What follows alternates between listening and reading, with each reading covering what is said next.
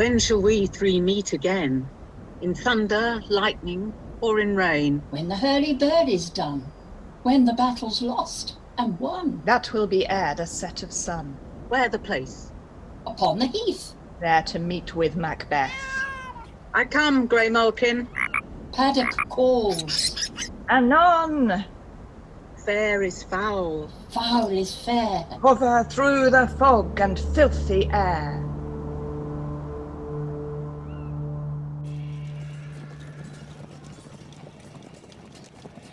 What bloody man is that? He can report, as seemeth by his plight, of the revolt to the new estate.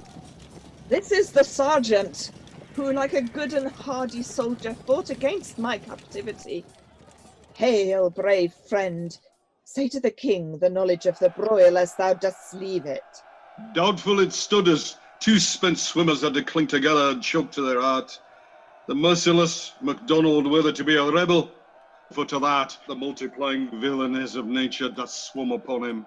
From the western isles of Kerns and Gallaglasses is supplied, and fortuned on his damned quarrels, smiling, showed like a rebel's whore, but all's too weak. For brave Macbeth, well he deserves that name, disdaining fortune, this brandished steel, which smoked with bloody execution. Like Valor's minion carved out his passage, till he faced the slave, which ne'er shook hands nor bade farewell to him, till he unseamed him from the nave to the chaps, and fixed his head upon our battlements. Oh, valiant cousin, worthy gentleman. As whence the sun gins his reflection, shipwrecking storms and direful thunders break, so from that spring whence comfort seemed to come, discomfort swells. Mark, King of Scotland, mark.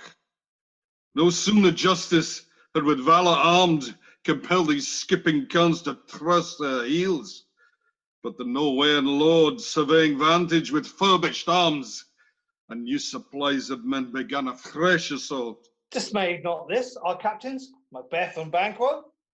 Yes, the sparrows, eagles, or the hare, the lion.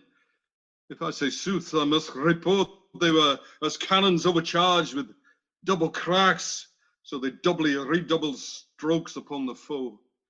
Except they meant to bade in reeking wounds or memorize another Golgotha. I cannot tell, but I am faint. My gashes cry for help. So well thy words become thee as thy wound. They smack of honour both. Go get him, surgeons. Who comes here? The worthy Thane of Ross. What a haste looks through his eyes! So should he look, that seems to speak things strange. God save the king! Whence camest thou, worthy Thane? From Fife, great king, whence the Norwegian banners flout the sky and fan our people cold. Norway himself with numbers terrible, assisted by that most disloyal traitor, the Thane of Cawdor, began a dismal conflict, till that Bellona's bridegroom, lapped in proof, confronted him with self-comparisons. Point against point, rebellious arm against arm, curbing his lavish spirit, and to conclude the victory fell on us. Great happiness! That now, Sweno the Norwegian's king craves composition, nor would we deign him burial of his men till he dispersed at St. Column's Inch $10,000 for our general use. No more that Thane of Cawdor shall deceive our bosom interest. Go pronounce his death, and with his former title greet Macbeth. I'll see it done. What he hath lost, noble Macbeth has won.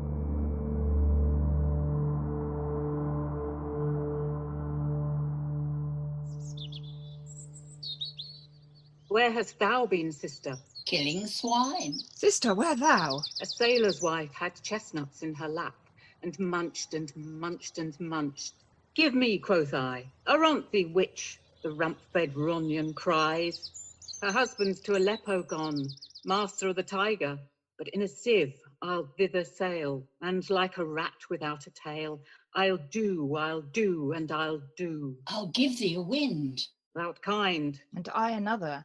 I myself have all the other, and the very ports they blow, all the quarters that they know in the shipman's card.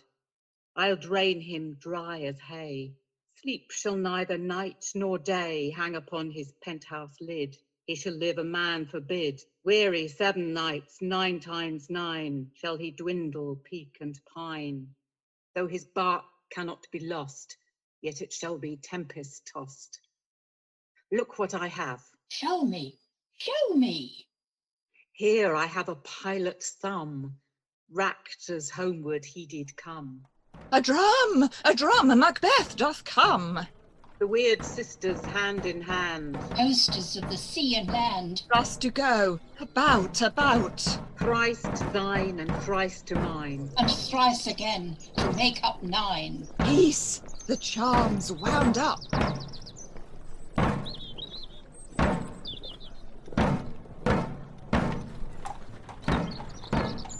So foul and fair a day I have not seen. How far is it called to Forres? What are these, so withered and so wild in their attire, that look not like the inhabitants of the earth, and yet are on it?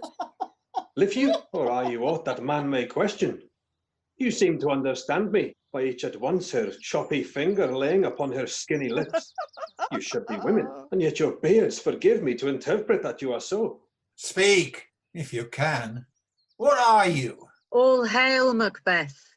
Hail to thee, Thane of Glamis. All hail, Macbeth. Hail to thee, Thane of Cawdor. All hail, Macbeth, thou shalt be king hereafter. Good sir, why do you start and seem to fear things that do sound so fair? In the name of truth, are ye fantastical, or that indeed which outwardly ye show? My noble partner, you greet with present grace and great prediction of noble having and of royal hope, that he seems rapt withal. To me you speak not, if you can look into the seeds of time, and say which grain will grow and which will not. Speak then to me, who neither beg nor fear your favours nor your hate. Hail. Hail. Hail! Lesser than Macbeth, and greater. Not so happy, yet much happier. Thou shalt get kings, though thou be none so. All hail, Macbeth and Banquo. Banquo and Macbeth, all hail. Stay, you imperfect speakers. Tell me more. By Sybil's death I know I am Thane of Glamis, but how of Cawdor? The Thane of Cawdor lives, a prosperous gentleman, and to be king stands not within the prospect of belief, no more than to be Cawdor. Say from whence you owe this strange intelligence, or why upon this blasted heath you stop our way with such prophetic greeting. Speak, I charge you.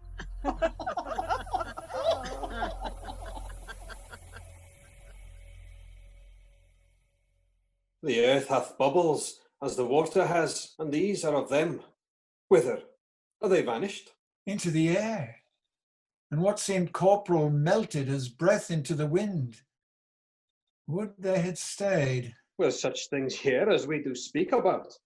Or have we eaten the insane root that takes the reason prisoner? Your children shall be kings. You shall be king. And Thane of Cawdor too, went it not so? To the selfsame tune and words. Who's here?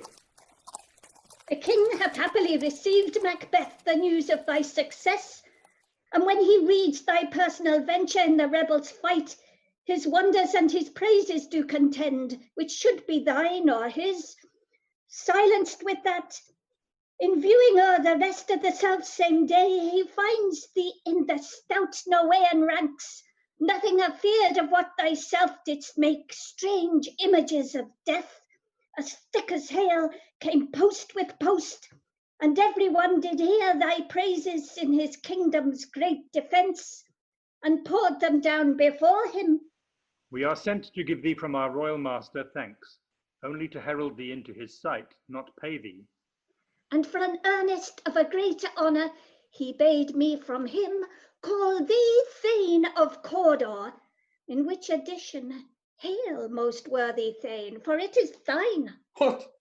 Can the devil speak true? The Thane of Cawdor lives. Why do you dress me in borrowed robes? Who was the Thane lives yet, but under heavy judgment bears that life which he deserves to lose. Whether he was combined with those of Norway, or did line the rebel with hidden help and vantage, or that with both he laboured in his country's wrack, I know not. but treason's capital, confessed and proved, have overthrown him. Glamis and Thane of Cawdor, the greatest is behind. Thanks for your pains. Do you not hope your children shall be kings when those that gave the Thane of Cawdor to me promised no less to them? That trusted home might yet enkindle you unto the crown, besides the Thane of Cawdor. But 'tis strange, and oftentimes to win us to our harm, the instruments of darkness tell us truths, win us with honest trifles to betray us in deepest consequence. Cousins, a word, I pray you. Two truths are told as happy prologues to the swelling act of the imperial theme. I thank you, gentlemen. This supernatural soliciting cannot be ill, cannot be good. If ill, why hath it given me earnest of success commencing in a truth? I am Thane of Cawdor. If good, why do I yield to that suggestion whose horrid image doth unfix my hair and make my sated heart knock at my ribs against the use of nature? Present fears are less than horrible imaginings. My thought, whose murder yet is but fantastical, shakes so my single state of man that function is smothered in surmise and nothing is, but what is not. Look how our partner's rapt. If chance will have me king, why, chance may crown me without my stir. New honours came upon him, like our strange garments cleave not to their mould, but with the aid of use. Oh, come what come may, time and hour runs through the roughest day. Worthy Macbeth, we stay upon your leisure. Give me your favour. My dull brain was wrought with things forgotten. Kind gentlemen, your pains are registered where every day I turn the leaf to read them. Let us toward the king. Think upon what hath chanced, and at more time the interim having waited, let us speak our free hearts each to the other. Very gladly. Till then enough. Come, friends.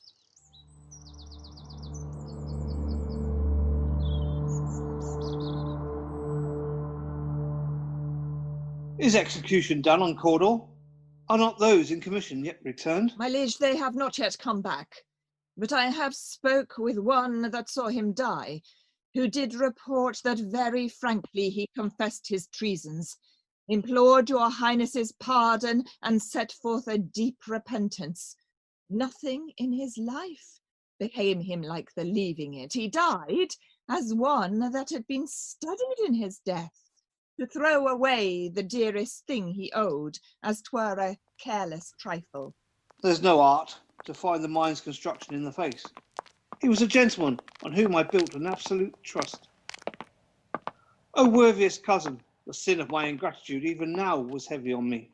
Thou art so far before, that swiftest wing of recompense is slow to overtake thee. Would thou hast less deserved that the proportion, both of thanks and payment, might have been mine. Only I've left to say, more is thy due, than more than all can pay. The service and loyalty I owe in doing pays itself. Your highness' part is to receive our duties, and our duties at your throne and state, children and servants, which do but what they should by doing everything safe toward your love and honour. Welcome hither. I have begun to plant thee, and will labour to make thee full of growing. Noble Banquo, that hast no less deserved, nor must be known, no less to have done so. Let me enfold thee and hold thee to my heart. There, if I grow, the harvest is your own. My plenteous joys, wanton in fullness, seek to hide themselves in drops of sorrow. Sons, kinsmen, thanes, and all you whose places are nearest, know we will establish our estate upon our eldest, Malcolm, whom we name hereafter the Prince of Cumberland, which honour must now not accompany and vest him only, but signs of nobleness like stars shall shine on all deservers, from hence to Inverness, and bind us further to you. The rest is labour which is not used for you. I be myself the harbinger, and make joyful the hearing of my wife with your approach. So humbly take my leave. My worthy Cawdor,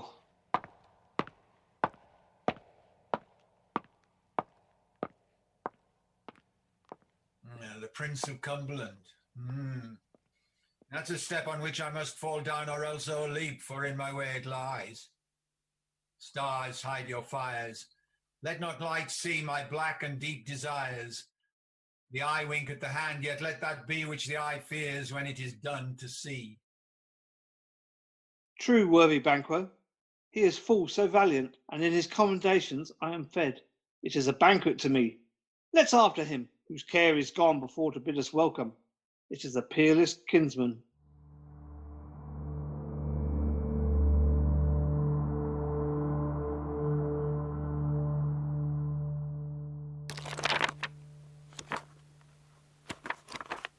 They met me in the day of success, and I have learned by the perfectest report that they have more in them than mortal knowledge. When I burned in desire to question them further, they made themselves air into which they vanished. Whilst I stood wrapped in the wonder of it, came missive from the king, who all hailed me Thane of Cawdor, by which title before those weird sisters saluted me, and referred me to the coming on of time with, "Hail, king that shalt be." This have I thought to deliver thee, my dearest partner of partner of greatness, that thou mightst not lose the dews of rejoicing by being ignorant of what greatness is promised thee. Lay it to thy heart, and farewell. Glams thou art, and Cawdor, and shalt be what thou art promised. Yet, do I fear thy nature? It is too full of the milk of human kindness to catch the nearest way. Thou wouldst be great, art not without ambition, but without the illness should attend it. What thou wouldst highly, that wouldst thou holily, wouldst not play false, and yet wouldst wrongly win.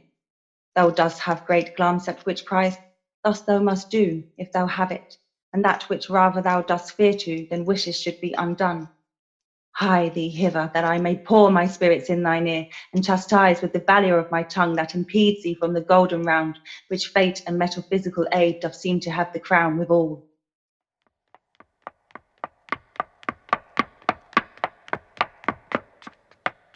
What is your tiding? The king comes here tonight. Thou art mad to say it. Is not thy master with him? Who weren't so would have informed for preparation. So please you, it is true. Our Thane is coming. One of my fellows has the speed of him, who, almost dead for breath, had scarcely more than could make up his message. Give him tending. He brings great news. The raven himself is hoarse that croaks the fatal entrance of Duncan under my battlement. Come, you spirits that tend on mortal thoughts, unsex me here, and fill me from the crown to the toe-top full of direst cruelty. Make thick my blood, stop up the access and passage to remorse, that no compunctuous visitings of nature shake my fell purpose, nor keep peace between the effect and it. Come to my woman's breasts, and take my milk for gall, you murdering ministers, forever in your sightless substances you wait on nature's mischief. Come, thick night, and pull thee in the dunnest smoke of hell, that my keen knife see not the wound it makes, nor heaven peep through the blanket of the dark to cry, hold, hold. Great Glams, worthy Cawdor, greater than both by the all-hail hereafter. Thy letters have transported me beyond the ignorant present, and I feel now the future in the instant. My dearest love, Duncan comes here tonight. And when goes hence? Tomorrow, as he purposes. Oh, never shall sun that morrow see. Your face, my Thane, is as a book where men may read strange matters. To beguile the time, look like the time, bear welcome in your eye, your hand, your tongue. Look like the innocent flower, but be the serpent under it. He that's coming must be provided for, and you shall put this night's great business into my dispatch, which shall to all our nights and days to come give solely sovereign sway and masterdom. We'll speak further. Only look up clear, to alter favour ever is to fear. Leave all the rest to me.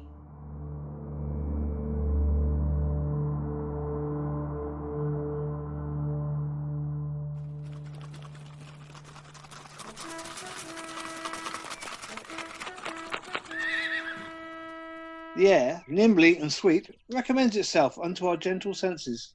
This guest of summer, the temple haunting martlet does approve. By his loved mansionry that the heaven's breath smells wooingly here. No jutty frieze, buttress, nor coign of vantage, but this bird hath made his pendant bed and procreant cradle. Where they most breed and haunt I have observed, the air is delicate. See our honoured hostess. The love that follows us sometimes is our trouble, which still we thank as love. Herein I teach you. How shall you bid God yield us for your pains, and thank us for your trouble? All our service, in every point twice done are then done double. We're poor in single business to contend against those honours deep and broad, wherewith your majesty loads our house. For those of old and the late dignities heaped up to them, we rest your hermits. Where's the Thane of Cawdor? We coursed him at the heels and had a purpose to be his purveyor, but he rides well, and his great love, sharp as his spur, have holp him to his home before us. Fair and noble hostess, we are your guests tonight. Your servants ever have theirs themselves, and what is theirs incumbent to make their audit at your highness's pleasure, still to return your own. Give me your hand, conduct me to mine host. We love him highly, and shall continue our graces towards him. By your leave, hostess.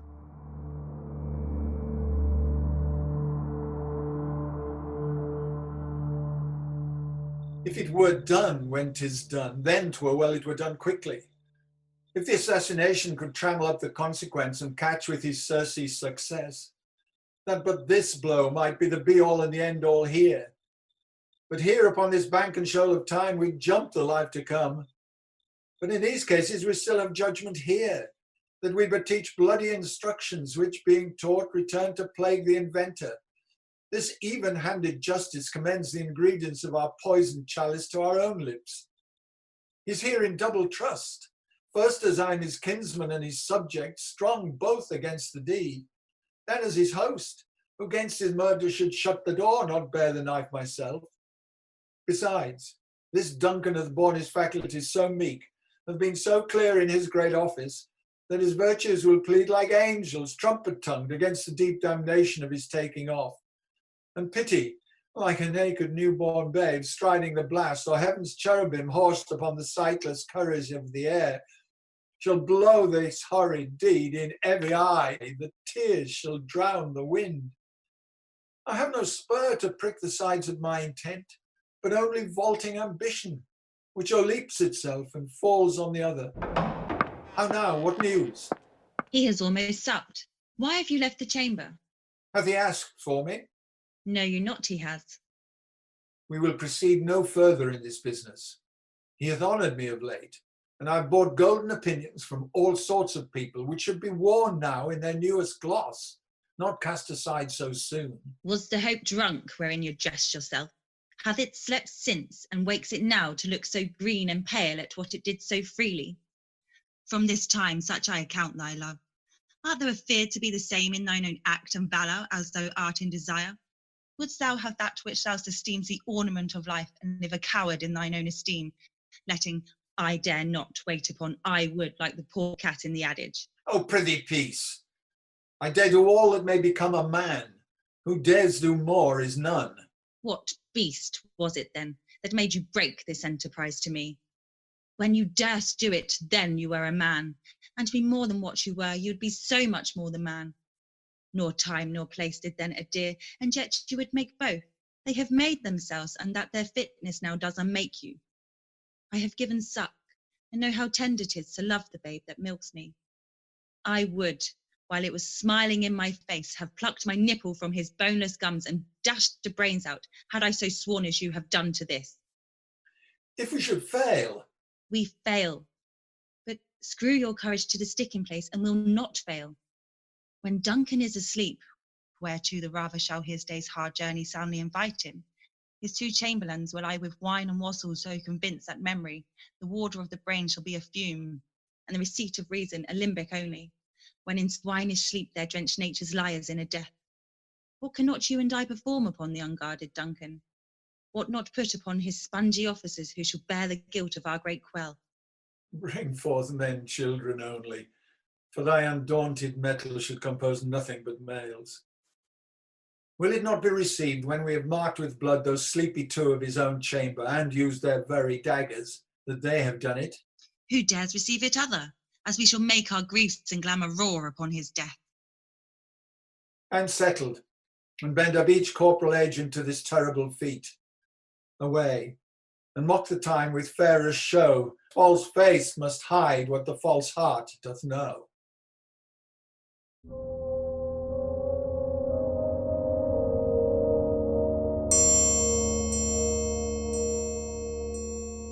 How goes the night, boy?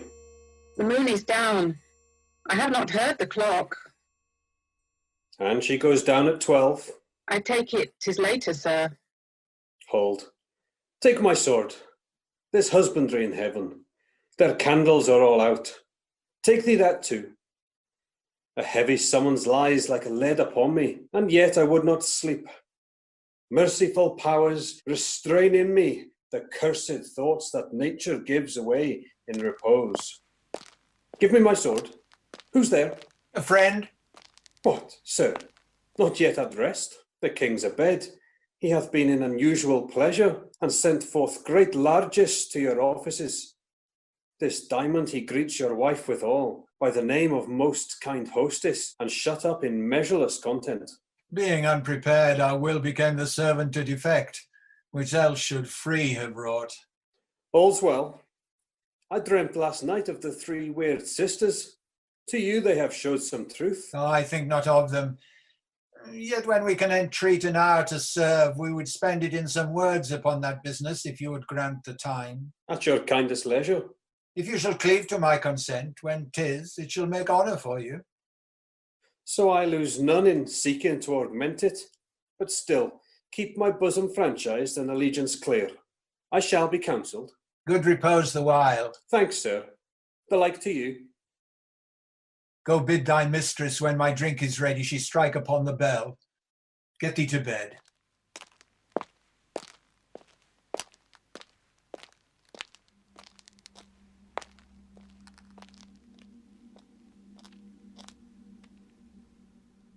Is this a dagger I see before me, the handle toward mine hand? Come, let me clutch thee. I have thee not, and yet I see thee still. Art thou not fatal vision, sensible to feeling as to sight? Or art thou but a dagger of the mind, a false creation, proceeding from the heat-oppressed brain? I see thee yet, in a form as palpable as this which now I draw. Thou marshalest me the way that I was going, and such an instrument I was to use. Mine eyes are made fools of the other senses, or else worth all the rest. I see thee still, and on my blade and dudgeon gouts of blood, which wasn't so before. There's no such thing. It's this bloody business which informs us to mine eyes. Now, o'er the one half world, nature seems dead, and wicked dreams abuse the curtained sleep. Now witchcraft celebrates pale Hecate's offerings, and withered murder, alarmed by his sentinel wolf, whose howls his watch. Thus, with his stealthy pace, with Tarquin's ravishing strides, towards his design, moves like a ghost. Thou sure and firm-set earth, hear not my steps which way they walk, for fear thy very stones prate of my whereabout, and take the present horror from the time which now suits with it. Whiles I threat, he lives. Words to the heat of deed too cold breath gives. I go, and it is done. The bell invites me. Hear it not, Duncan, or it is a knell that summons thee to heaven or to hell.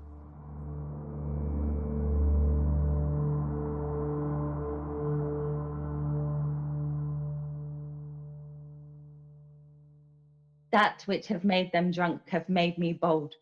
What have quenched them have given me fire. Hark! Peace! It was the owl that shrieked the fatal bellman, which gives the sternest good night. He is about it. Doors are opened, and the surfeited grooms do mock their charge with snores. I have drugged their posset, that death and nature do contend about them, whether they live or die. Who's there? What? Ho! Alack, I'm afraid they have awakened, and 'tis not done. The attempt and not the deed confounds us. Hark! I laid their daggers ready, he could not miss 'em. Had he not resembled my father as he slept, I'd have done it. My husband. I have done the deed. Didst thou not hear a noise? I heard the owl scream and the crickets cry. Did not you speak? When? Now. As I descended? Aye. Hark! Who lies in the second chamber? Donald Bain. Oh, this is a sorry sight. A foolish thought to say a sorry sight. This one did laugh in his sleep, and one cried murder that they did wake each other. I stood and heard them, but they did say their prayers and addressed them again to sleep. There are two lodged together. One cried, God bless us, and amen the other, as they had seen me with these hangman's hands. Listening their fear, I could not say amen when they did say God bless us. Consider it not so deeply. But wherefore could I not pronounce amen? I had most need of a blessing, and amen stuck in my throat. These deeds must not be fought after these ways, so it will make us mad. I heard a voice cry, sleep no more. Macbeth doth murder sleep. The innocent sleep, sleep that knits up the ravelled sleeve of care, the death of each day's life, sore labour's birth and balm of hurt minds, great nature's second cause, chief nourisher in life's feast. What do you mean? Still it cried, sleep no more, to all the house. Glamis hath murdered sleep, and therefore Cawdor shall sleep no more. Macbeth shall sleep no more. Who was it that this cried? Why, worthy Thane, you do unbend your noble strength to think so brain sickly of things.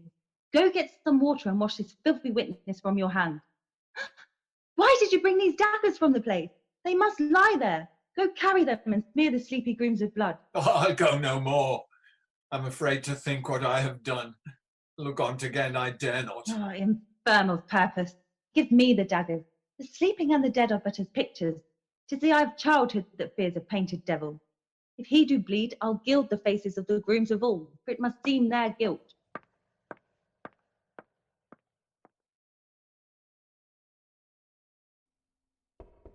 What? Whence is that knocking? How is't with me when every noise appalls me? What hands are here?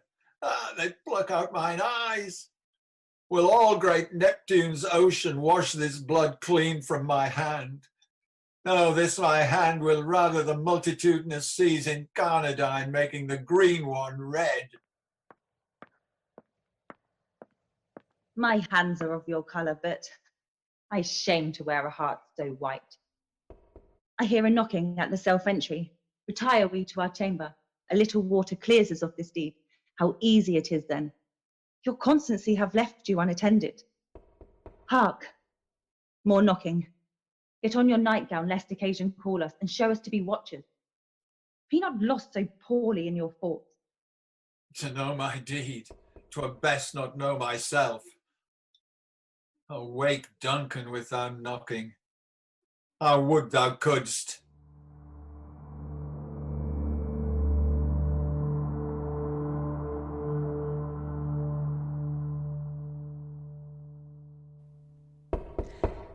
Oh, here's a knocking indeed.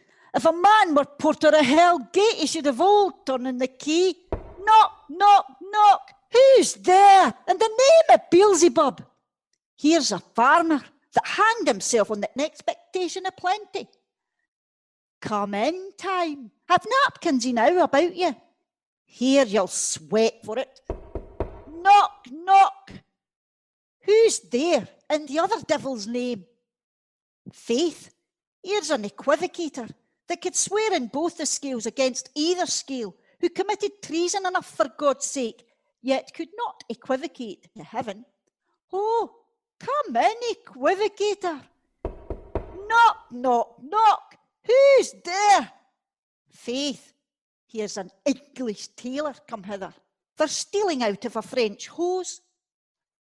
Come in, tailor. Here you may roast your goose. Knock, knock. Never a quiet. What are you? Oh, but this place is too cold for hell. I'll devil porter it no further. I had thought to have let in some of all the professions that go the primrose way to the everlasting bonfire. Anon, anon. I pray you, remember the porter.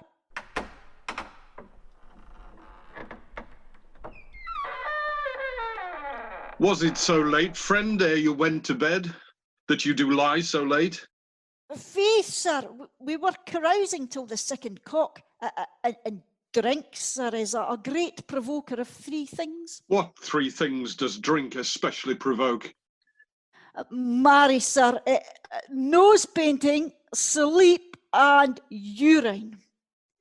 A lechery, sir, it provokes and unprovokes. It provokes the desire, but it takes away the performance.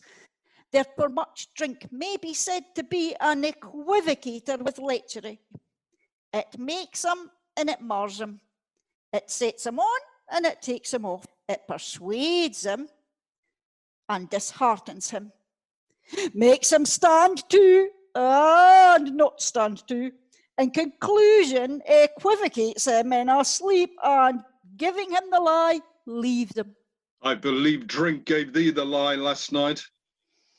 Oh, that it did, sir. The very throat in me, but I requited him for his lie, and I think being too strong for him, though he took up my legs sometime, yeah, I made a shift to cast him. Is thy master stirring? Our knocking has awaked him. Here he comes. Good morrow, noble sir. Good morrow, both. Is the king stirring, worthy Thane? No, not yet. He did command me to call timely on him. I've almost slipped the hour. I'll bring you to him. I know this is a joyful trouble to you, but yet 'tis one. The labour we delight in, physics pain. This is the door. I'll make so bold to call, for 'tis my limited service. Goes the king hence today? He does. He did appoint so. The night has been unruly. Where we lay, our chimneys were blown down, and, as they say, lamentings heard in the air, strange screams of death, and prophesying with accents terrible, of dire combustion and confused events, new hatched to the woeful time. The obscure bird clamoured the livelong night. Some say the earth was feverish and did shake. It was a rough night. My young remembrance cannot parallel a fellow to it. Oh, horror! Horror! Horror! Tongue nor heart cannot conceive nor name thee. What's the matter? Confusion now hath made his masterpiece. Most sacrilegious murder hath broke ope the Lord's anointed temple, and stole thence the life of the building. What is you say? The life? Mean you his majesty? Approach the chamber and destroy your sight with a new Gorgon. Do not bid me speak. See, and then speak yourselves. Awake! Awake! Ring the alarm bell. Murder and treason. Banquo and Donald Bane. Malcolm, awake! Shake off this downy sleep. Death's counterfeit, and look on death itself. Up, up, and see the great doom's image. Malcolm, Banquo, as from your graves rise up and walk like sprites to countenance this horror. Ring the bell. What's the business of such a hideous rumpet calls to parley the sleepers of the house? Speak, speak. Oh, gentle lady, 'tis not for you to hear what I can speak. The repetition in a woman's ear would murder as it fell. Oh, Banquo, Banquo, our royal master's murdered. Woe, alas. What, in our house? Too cruel anywhere. Oh, dear Duff, I prithee, contradict thyself and say it is not so. Had I but died an hour before this chance, I had lived a blessed time. But from this instant, there's nothing serious in mortality. All is but toys. Renown and grace is dead. The wine of life is drawn, and a mere lees is left this vault to brag of. What is amiss? You are, and do not know it. The spring, the head, the fountain of your blood is stopped. The very source of it is stopped. Your royal father's murdered. Oh, by whom? Those of his chamber, as it seemed, had done't. Their hands and faces were all badged with blood. So were their daggers, which unwiped we found upon their pillows. They stared and were distracted. No man's life was to be trusted with them. Oh, yet I do repent me of my fury that I did kill them. Wherefore did you so? Oh, who could be wise, amazed? temperate and furious, loyal and neutral in a moment. No, man. The expedition of my violent love outrun the pause of reason. Here lay Duncan, his silver skin laced with his golden blood, and his gash stabbed looked like a breach in nature for ruin's wasteful entrance. There the murderers, steeped in the colours of their trade, their daggers unmannily breached with gore. Who could refrain that had a heart to love, and in that heart courage to make love known? Help me hence. Oh. Look to the lady. Why do we hold our tongues? That most may claim this argument for ours. What should be spoken here, where our fate hidden in an auger hole may rush and seize us? Let's away, our tears are not yet brewed. Nor our strong sorrow upon the foot of motion. Look to the lady, and when we have our naked frailties hid, that suffer in exposure, let us meet and question this most bloody piece of work to know it further. Fears and scruples shake us. In the great hand of God I stand, and thence against the undivulged pretense I fight of treasonous malice. And so do I. So all. Let's briefly put on manly readiness and meet it all together. Well contented.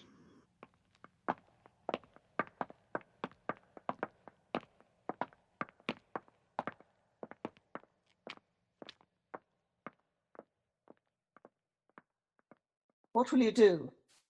Let's not consort with them. To show an unfelt sorrow is an office which the false man does easy. I'll to England. To Ireland I. Our separated fortune shall keep us both the safer. Where we are, there's daggers in men's smiles. The nearer in blood, the nearer bloody. This murderous shaft that shot hath not yet lighted, and our safest way is to avoid the aim. Therefore to horse, and let us not be dainty of leave-taking, but shift away. There's warrant in that theft which steals itself when there's no mercy left.